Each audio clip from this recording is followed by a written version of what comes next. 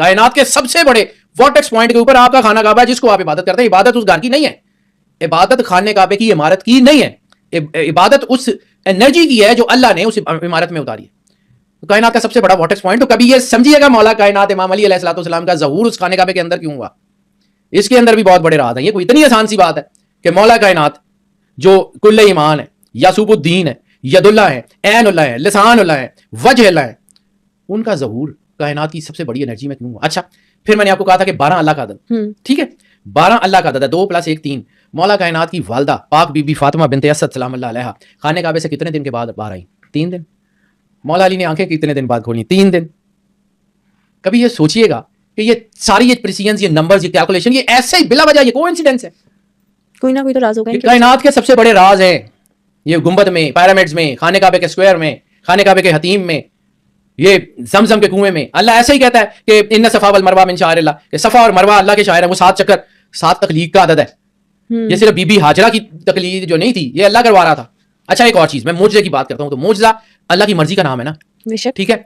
ईसा अलैहिस्सलाम का ज़हूर जो है वो दुनिया में, जब ईसा अलैहिस्सलाम दुनिया में आए हैं, कौन सी डेट है? 25 दिसंबर, ठीक है।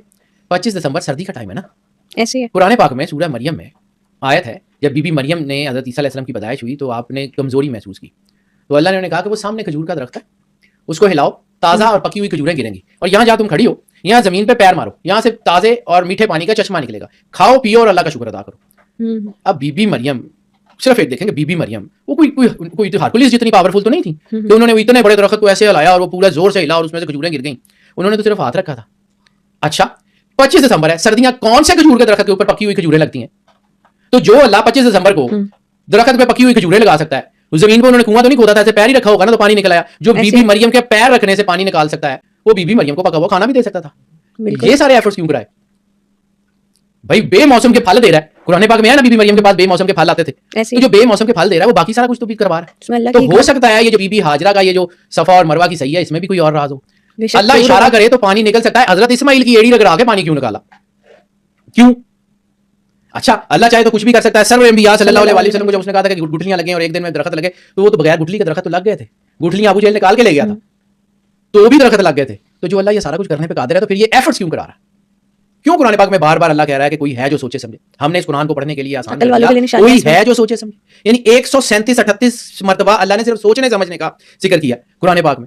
ले आयात उलिल अलबाब, अकल वालों के लिए निशानी है, ये पढ़े लिखों के दीन है, ये उन लोगों के लिए है जिनकी आंखें खुली हैं, ये उन लोगों के लिए थोड़ी है जिन्हें नुकाक नजर नहीं आता।